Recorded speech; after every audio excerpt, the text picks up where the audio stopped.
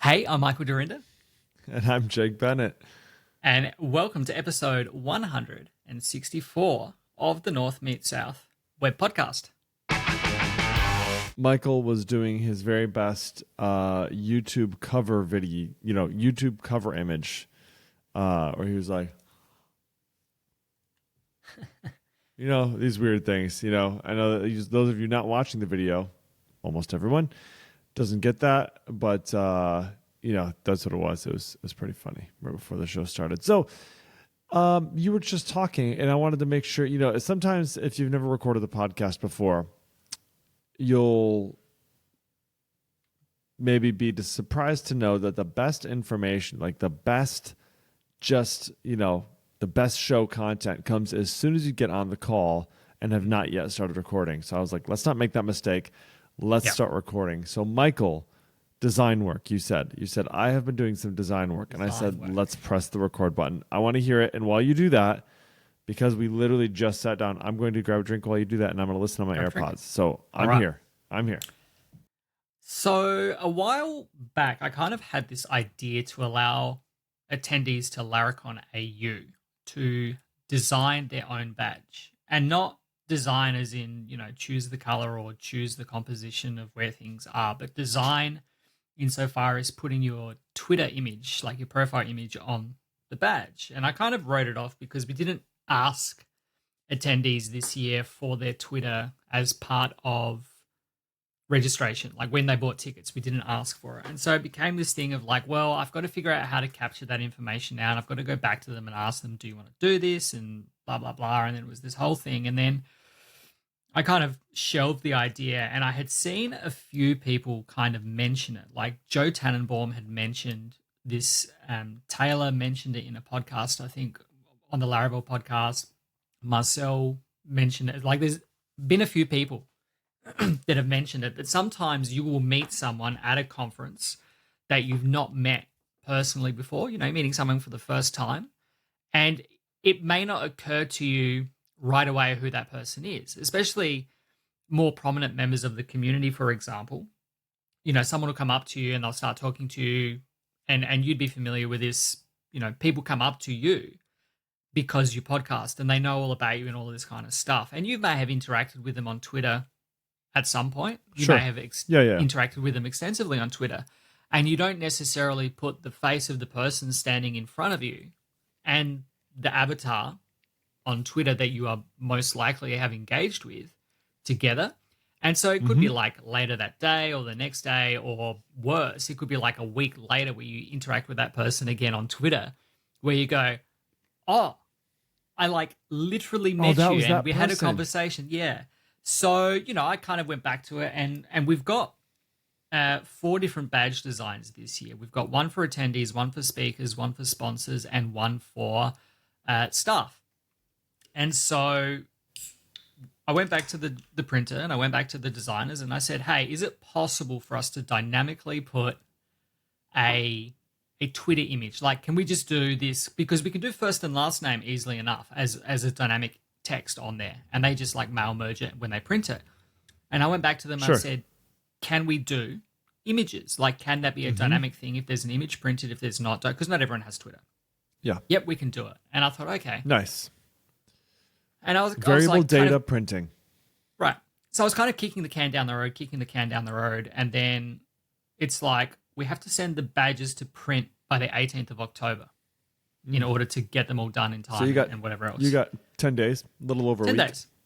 Yep. So I kind of started doing this a while ago, and I was like, okay, I can just go to like x.com/JacobBennett/photo and like we can scrape the photos that way. You can't do that using like the HTTP client from Laravel, because Twitter is a React app. So when you load it, there's nothing on the page. You can't load it. Got it. And all of this kind of stuff. And the API, as you may or may not know, is significantly been locked limited. down, right? You can make 3 requests to the API every 15 minutes, which is not enough. No way. Are you serious? On the free one, right? So, which is obviously not enough when you need to potentially get hundreds of Twitter images.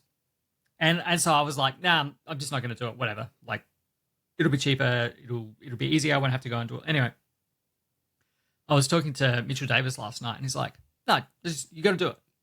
And I'm like, "Well, I don't want to. I'd have to pay to get like elevated access to the API, and it was like $100." I'm like, yeah, okay, fine. So I did it last night. I like put it all together. I built like this Livewire.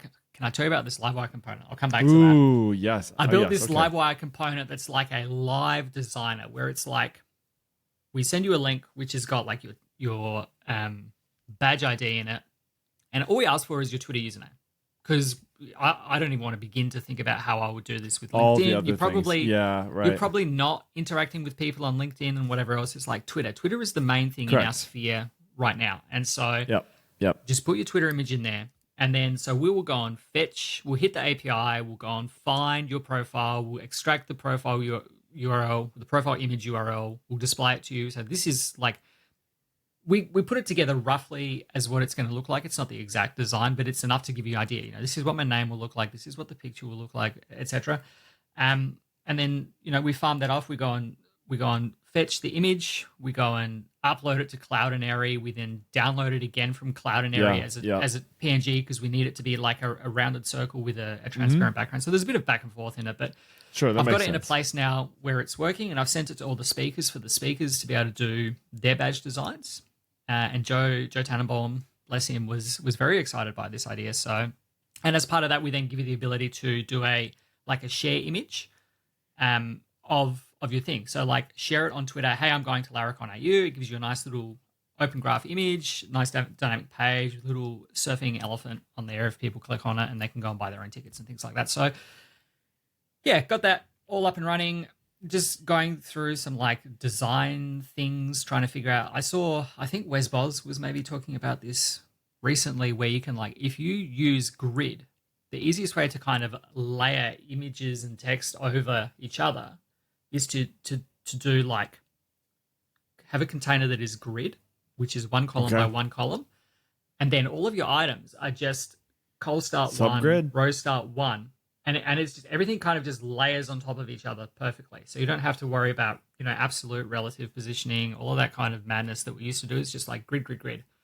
And it's like, and is really it using subgrid? Are you saying, or no? No, you're just saying just grid. Like literally, there's a div with grid, and then like grid col is one, row is one.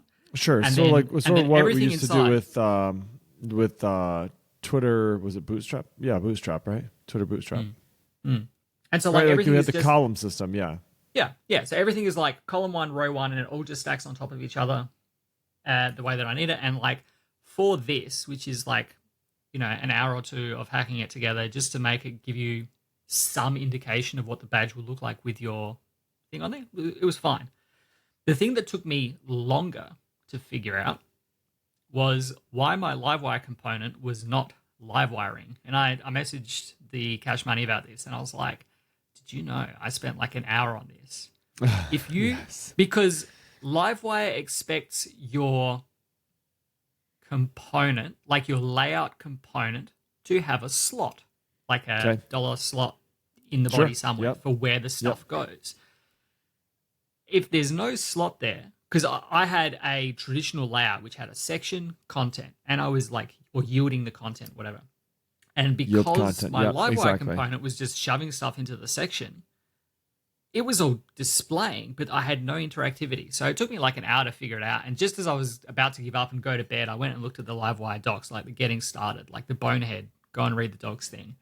Oh yeah, you need to have a slot here. And as soon as I put the slot there, it was all working. I'm like, okay, fine. So that's it. You can't yield content. You can't do that. You have to have a slot. Is that what it is? Has to be a slot. Yeah. Okay, that is actually very good information to know, because I could totally see myself falling into that exact same trap. Yeah.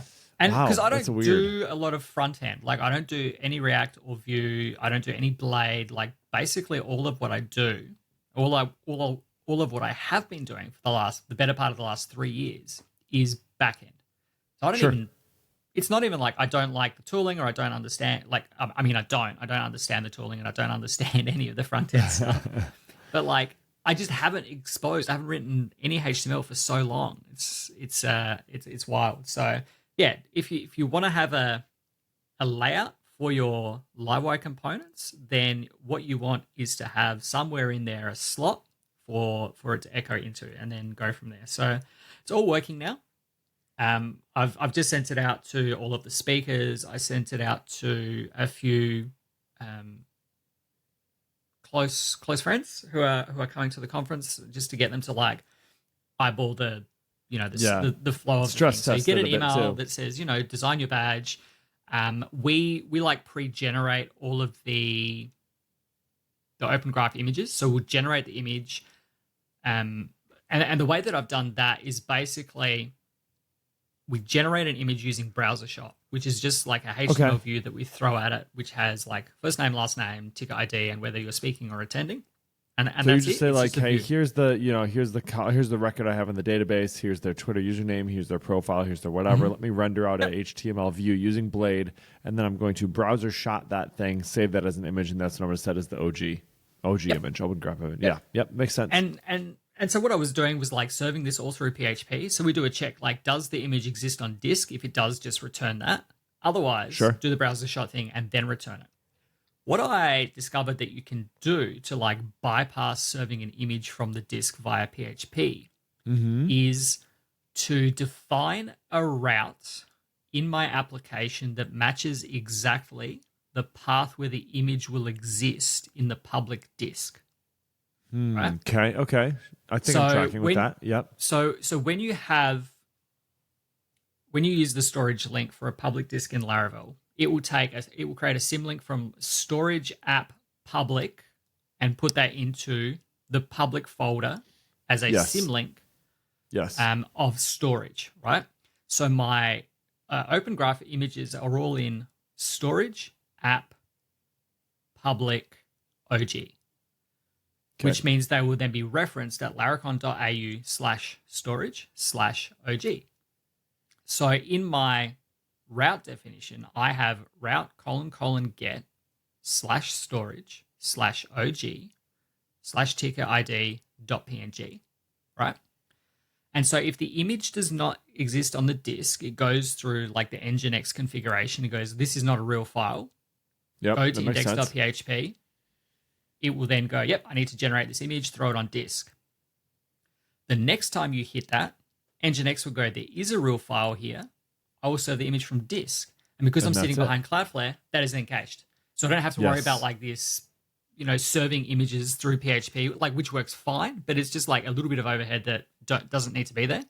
And so doing it this way means that, the image just exists on the disk. And I could use Cloud Area, I could use S3 or whatever else to serve these images, but it would mean that I would still have to check, does the image exist? So now I just go, it's either there or it's not. And that's a clever little hack is exactly around. the same. Yeah. So when it hits that .png endpoint and it does not exist, you're saying then Nginx goes, well, that doesn't exist. What's my fallback route for 404s? That's sort of the idea. Then it goes to index.php. Yep. Then it goes to index.php, so but without any sort of reference to the previous route it was attempting to hit. So like, how do you know to generate it then at that point? Well, it still knows, right? So my route matches that same path. So the route that I have defined in the application is the same as where it would exist in the actual disk as a PNG. Okay. So in the Nginx configuration, I get it. like yes. So Nginx handles the first. Yeah, I got you. I'm sorry. Can it's I? how can images I explain get what? served out of your. Yes. Yeah, go on.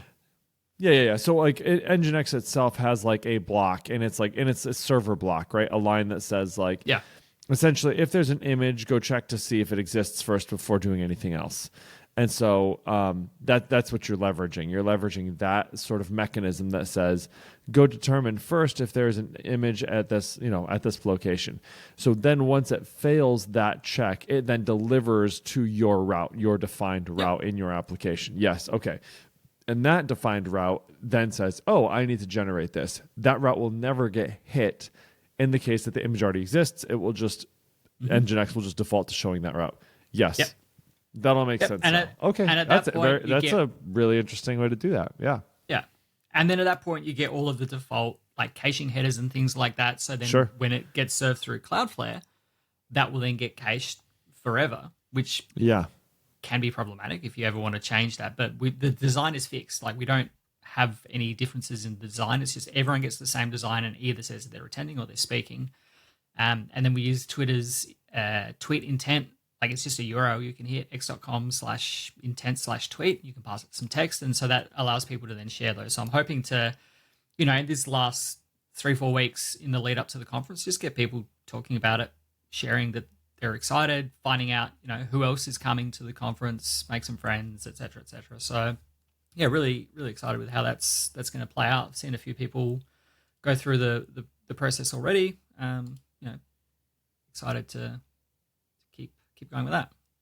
No, it's a great idea. I think that one of the other things that is a interesting challenge to solve as well is when you do meet somebody at the conference, how do you then figure out who they are and how I can follow them on Twitter without having to go through a whole rigmarole of like asking like, what's the, like, how do I follow you sort of deal?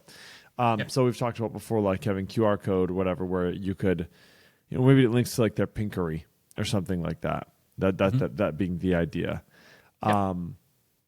And so this idea that you're coming up with here is maybe a step further than what my previous idea that we were going to do for a conference was. So my solution aimed to solve the problem of connecting at the conference, and yours is and yours does solve that problem. It just solves it in a different way, right? But it also has the ability to be able to, like you said, like you can share it ahead of time, and you get this nice OpenGraph image that you can share on Twitter that has your profile, all that stuff. So that's pretty cool. Like that's a really interesting idea. I like that. This is it's similar on that same sort of vein, but the idea that I had was, okay, what if at like our booth or something like that, we had these QR codes that we had generated. Now we're working on this application right now called Subro Connect, and Subro is that's the industry we're in. Like if you were dealing with payments, you could say like payments is the industry you work in. Like Subro, like subrogation is what Wilbur does, and we're making this new product called Subro Connect. So the fact that it has the word connect and that's what we're trying to do with people sort of plays nice together. So we were going to make these little things that you could throw on your badge, because we're not the organizers of the conference. We can't modify the badge, but like what could we do to sort of like add it onto their badge? So we talked about maybe making like a sticker or like a little hanger like that would go on the bottom of your badge. It would say Subro Connect with me. I was like, oh, that's kind of a cool idea. And then you'd have like a QR code. You could have like them printed ahead of time. And then what that would do is if they scanned that URL, then what it would do is it would link up to a page that would allow them to have, hey, here's my LinkedIn. In this world, it's like people aren't necessarily doing their stuff on Twitter. It's like they're doing their stuff on LinkedIn. These people are anyway. And so if you scanned it at the very simplest, if they scanned it, it would go to their LinkedIn profile. And so the idea was like, well, how would we do that? How would we print QR codes ahead of time and associate them after the fact? And so what I was thinking is you would essentially have all these URLs, like these short codes, for lack of a better idea, a better like, analog, and analog isn't the right word. It would basically be a short link, right? So I have a short link that then has a QR code. Print them all up.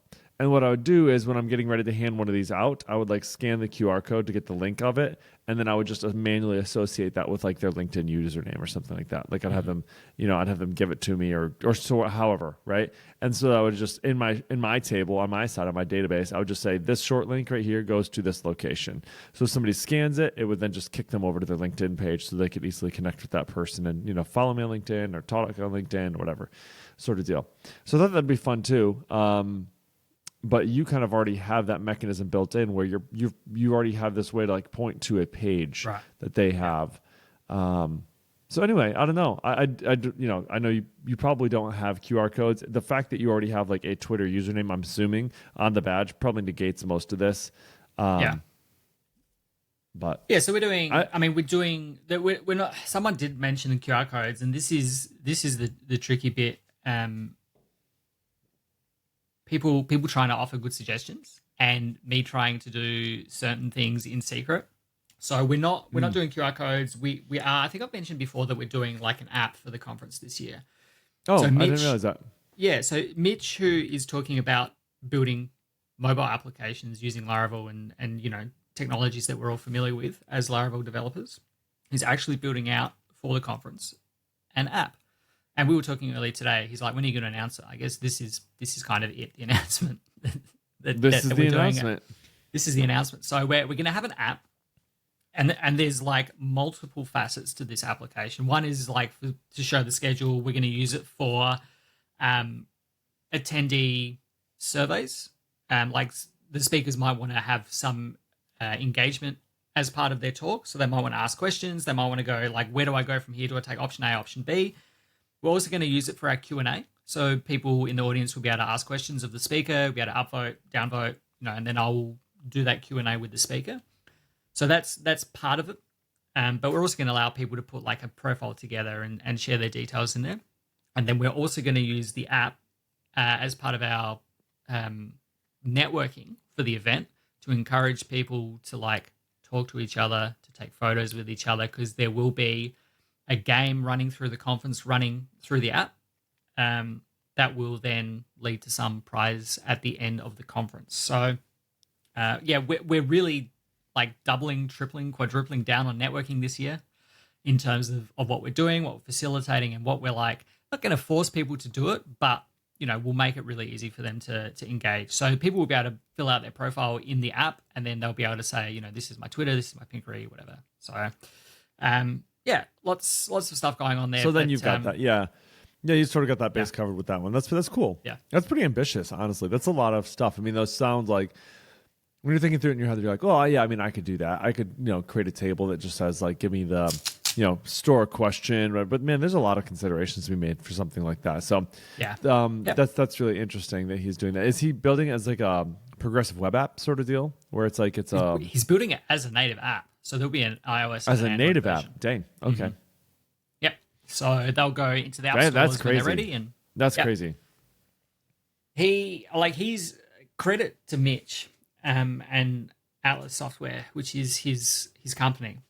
He's really taken this bull by the horns and he's running with it. And at some point, he's going to have to stop building the app and start working on his talk about building apps. But he's using this as kind of like a real world use case of like, I built this using Laravel and, React and whatever.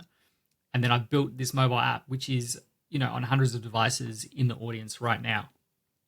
It's a really good showpiece for him as part of his talk. Yeah, people raising the bar, dude. It's kind of crazy what folks are doing, It does make it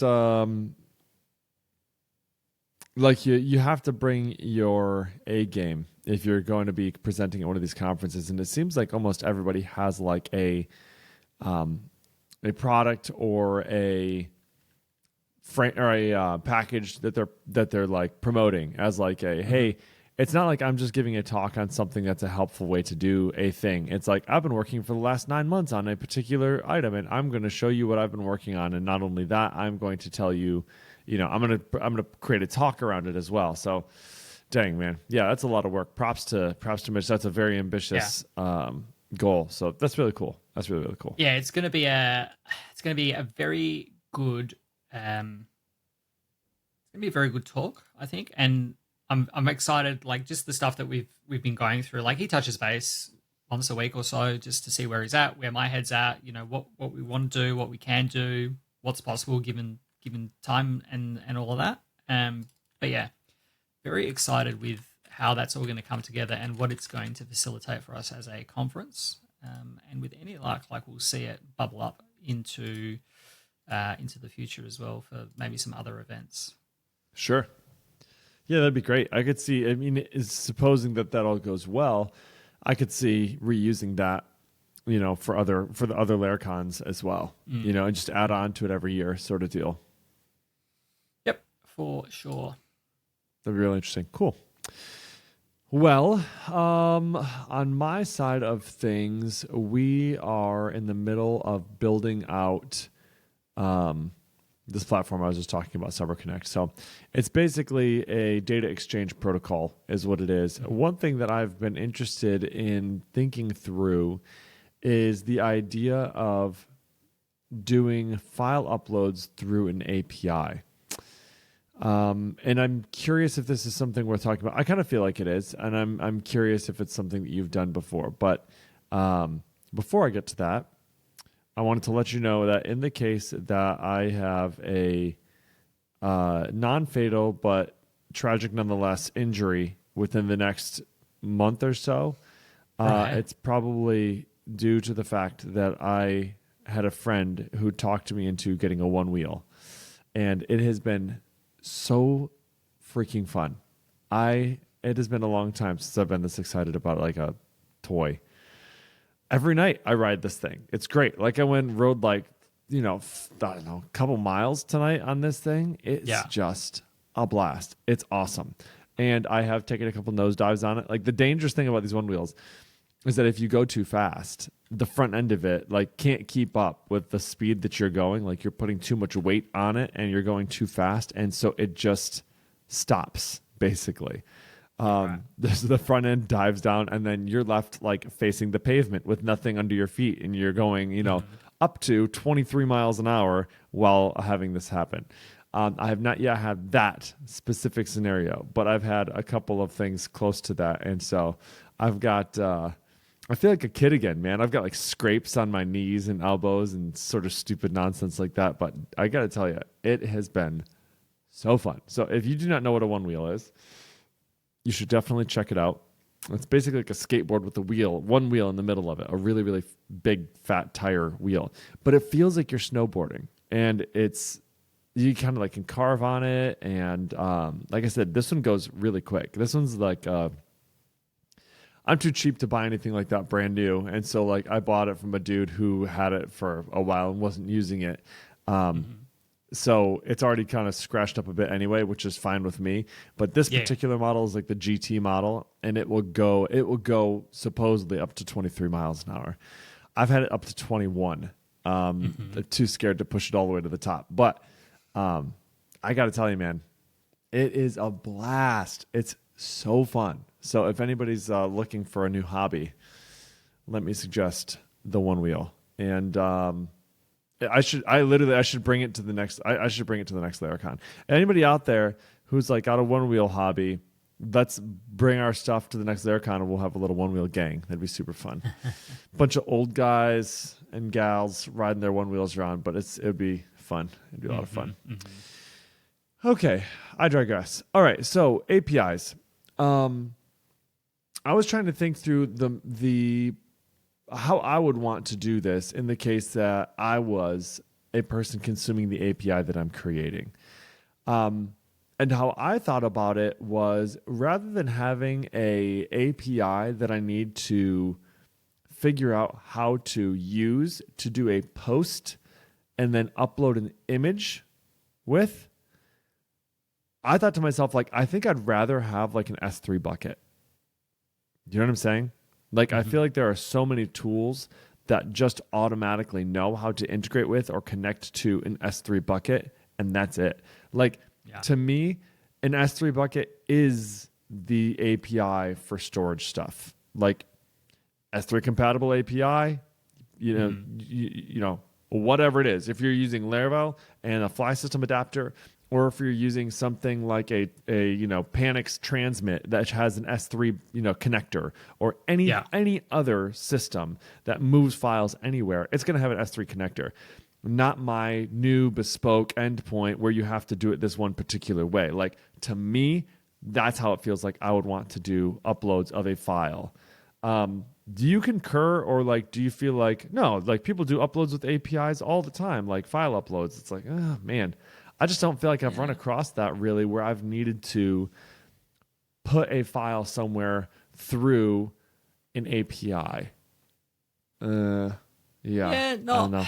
Not especially. Like, when I was working in telco, it was common that we'd have to I don't want to say common. It was a non-zero number of times that we had to like SFTP files, like CSV files onto remote servers and things like that. and those things were over secure ISDN lines and things like that. So it was like, but I'm talking almost 20 years ago. This is not Yeah. something that I've had to do recently. Right. We've certainly had to FTP things across, but not.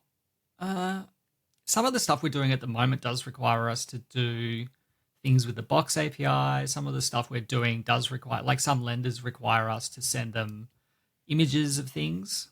But yeah, not. How are they doing that though? So like Box API, I get that. That's basically analogous. What's the word I'm looking for? Is that right? Yeah. Yeah, analogous. Whatever, how you want to say that. It's the same thing is what I'm talking about, really. Like whether it's a Box API or an S3 endpoint, we're kind of talking about the same thing. Yeah, there is. I am sure that there is like a couple of lenders that require us to say we need to send like a piece of like an identifying document. And we have to send like a request to get and then they send us back an endpoint with an ID, and then we have to send the file there. Like I'm pretty sure that there is a few lenders that require that, where we are uploading stuff by API. But it's interesting, very uncommon. But that back and forth dance is a little bit weird, right? Where you say like, okay, you have an endpoint. I'm going to I'm going to hit that endpoint, and you're going to send back to me a API or a URL, which can be used to send a file to, and then I can send the file to it by doing like a, get contents on the thing and then streaming the payload over that thing. Yeah. Mm-hmm. And I mean, it does certainly seem like that would be possible. It just doesn't necessarily seem like anything I would want to do. If I could pick, if somebody said, hey, here's the two options. Number one, we can give you an API endpoint, which you can read our documentation and figure out how to put a document at a particular location using this API. Maybe it belongs to some document or some claim on our side. So you say like claim ID, I want to hit and I want to upload a document for it. Okay, either that, or you can just upload a document with the primary identifier in our system of a record or resource that you have, and we'll pick it up automatically and just dump it where it needs to go. It's like, well, kind of rather have that, honestly. And then it's like, in the case that there's an error, because I think that's the other sort of annoying part is I'm like, if it doesn't go well, that is the other piece is like, if I'm giving them an S3 location, you sort of have to do like batch situations. I mean, you could probably say like, give me a trigger. There's like S3 triggers, right? And so you could say as soon as something uploads there, trigger a new job that kind of goes out and does something. But you can't give like immediate feedback necessarily like you would through an API where you say like, okay, you successfully uploaded the thing, it worked or it didn't. Like, oh, that's not a valid extension type, or looks like this is a locked PDF. Like you can't do that sort of deal. So that's the only other challenge that I'm trying to solve. It's like, well, what's the feedback loop to a person who's uploading something to a bucket rather than somebody who's uploading something to an endpoint? And I think for me, like that's just like an email. Hey, it didn't work. Here's an email. Yeah. You know what I mean? Yeah, I think that's probably as best as you'll get, especially with something happening in the background. Yeah, it's got to be like an async process. It's just, we've got your file. We'll do whatever we've got to do with it, and then we'll let you know if it failed and you have to try again, kind of thing. Yeah, and I think the user story is important too, because it's not like somebody's typically doing like a one-off situation. Like the situation that we're talking about here is where we're saying like there's going to be a large mass of documents that are going to need to be uploaded for like, hey, these are any new documents that got added to our local system within the last day. Here's a copy of them. And so the story of it is, give us your most recent documents for the claims that we're handling for you. And so they're just kind of like, hey, here they are, dump them up there, and then they're done. Yeah. And to me, that seems like something that you'd want to have an S3 bucket where it's just like, hey, here's all the stuff, transfer them over there. Thank you very much. Let me know if anything happened that did not work later, So I think I'm okay with that. If it doesn't sound too crazy or too weird to you, then I think that's probably the way I'll move with it. But if anybody listening has other suggestions, they're like, oh no, like posting through an API is totally an easy thing to do. Should not be hard at all. So anyway. That's been an interesting That's an interesting one for me. I think that's probably the alternative is to hold them in like a using something like doing a sync, doing a poll, like send to an endpoint and just like wait, or it's a matter of using what are they called, Reverb or some WebSocket to just post back when it's done. But like if they're not hanging around to see that, then it probably doesn't really matter too much, does it? And we do have an interface on the front end where, like, if they want to handle something through the front end, they can do that too. So they can say, like, I want to create a new batch of documents that I'm going to upload. So they click that. It creates a new import batch, and then they just drag all their files onto there, and then it'll handle that. And it could, that feedback mechanism will be the same, where it's like we're gonna run through those, we're gonna process those, and then we'll tell you if there's any failures on that particular batch by displaying it in the UI. But we'll also, because you might not be hanging around waiting for all those things to process, we'll also send you an email when it's done to let you know if there's any errors or if all of them were successful or whatever. Yeah. So. Anyway, I think that's the direction we'll go. Where are we at on time? I have one other thing I could talk about real quick, but if we are out of time, then we can wrap it. Where are we at? I think we're at 36:07. I think we're past a little bit. I think we'll wrap it. Before we go, this has just gone out to social media. I don't know if I can play a video into the podcast, but I'm going to see. I'm going to see if I can. I'm going to click this and tell me. Is this playing? It says playing live. I don't know where it's playing. Is it showing you this? Can you see this? It is not. It is not showing me. I cannot see it. Okay, let's find out. Let's see. It says playing live. It's probably buffering. There it is. Psst. Hey, did you hear? Did you hear? Laracon AU. Laracon AU. Laracon AU. Laracon AU is back. Laracon AU is back in 2024. 2024. Laracon AU is back in 2024. Back in 2024. Back in 2024. For year number 4. Bringing you more. Bringing you more than ever before. Bringing you more than ever before.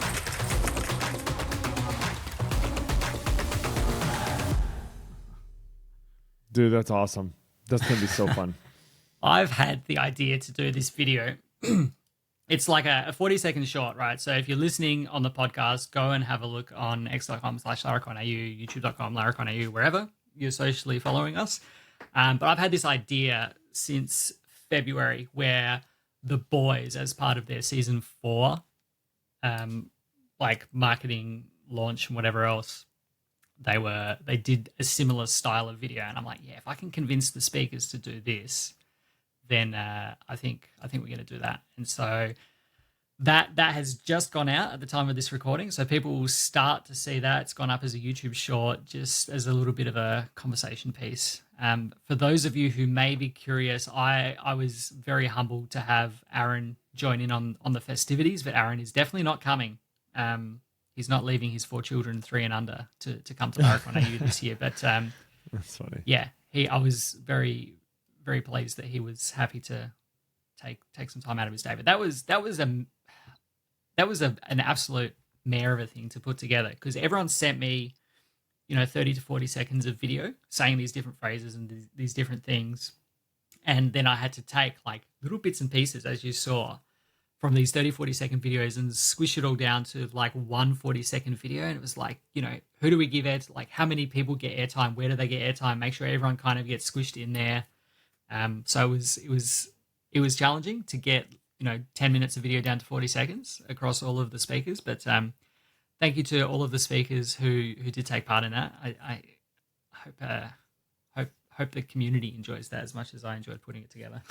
I was gonna say, man, your speakers are really working for you this year, man. They're doing a great job. That's a lot of, like you said, it's a lot of effort, but like it's for your part. But even too, just some of those people went like all out. Like one dude's on a boat, another one's like in a subway. Like it's that's pretty cool.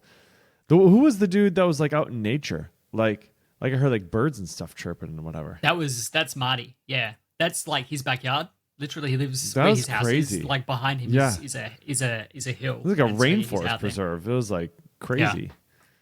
Shout out, Marty. So, nice work, bud. Yeah, that was awesome. I appreciate the speakers. I tell them that I want their experience as speakers to be as stress-free as possible.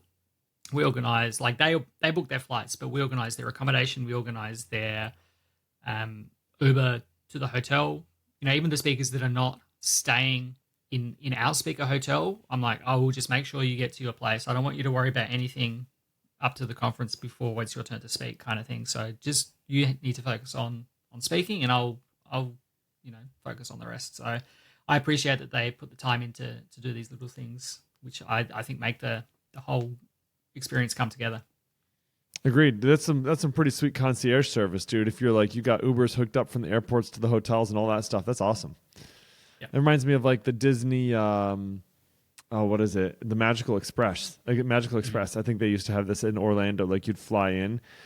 If you had Magical Express passes, when you would get to, I'm trying to remember the way that it worked.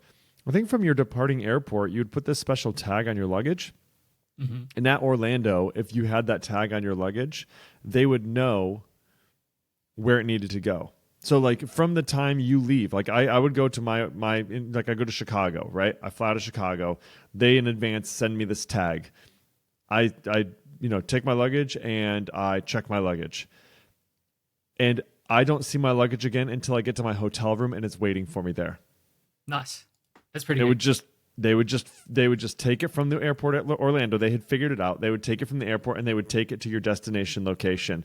And then you would, so like as with like traveling with 4 kids, that's a godsend, man. Like you would just get out and never had to go to the luggage collection stuff. You would just go straight through. And then they had like a whole thing like at the Orlando airport. It's like, hey, if you're going to Disney, Magical Express this way.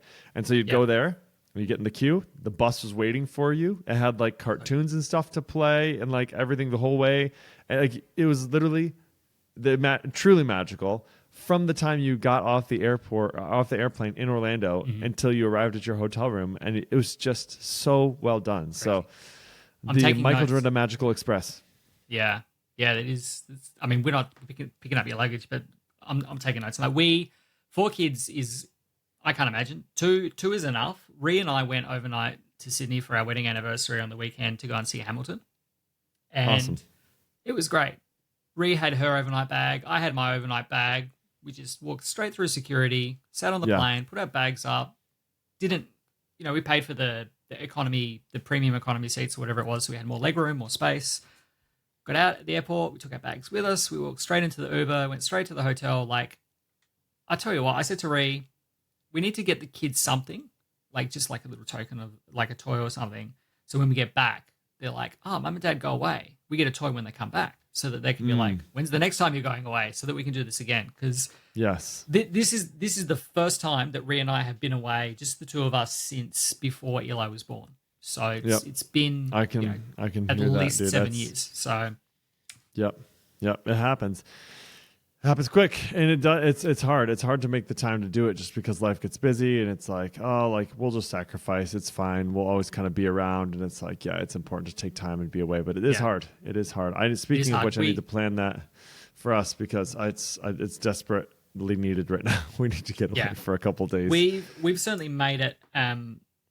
We've made an effort this year to like once a month to go and do something, and it was kind of in preparation for this trip. Like we're going to have the kids start doing sleepovers with the grandparents so they can get used to like mum and dad not being there overnight, whatever else. So over 9 months, we've got it all planned out. And so like once a month, we will have just a night without the kids, whether it's dinner, movie. Last time we just got some takeout, came home, watched a movie at home. And it was just, nice to have that time alone. Like to remember that I said to Rhea the other day and she was like, bitch, please. But I said, it was nice. It was nice to go away, just the 2 of us by ourselves and like realize that we still like spending time with each other, which I think is important. Like when it's the kids and it's always like, it's usually the kids want mum, right? But it's usually that the kids are always around. The kids always want something, whatever. That like, even when you're together, you're not really together. And so really important that we get to spend the time, just the 2 of us, and realize like, we do still love each other, and we do love spending time for sure together. Like that we're not just here because of the kids, but we're here because we love each other and we want to spend time with each other. Yeah. It's just that when they're so young, it's a lot harder to do because they do depend on you. So yes. Yep. Yeah. Good thoughts, man. Good thoughts. Well, let's wrap this one up. 167? Let's do it. 64. 164. Folks, find the show notes for this episode at northmeetsouth.audio/164. Hit us up on Twitter at Michael Dorinda, at Jacob Bennett, or at North South Audio. If you like the show, rate it up in your podcatcher of choice. 5 stars would be amazing. Till next time, folks, we will see you later. Peace. Bye.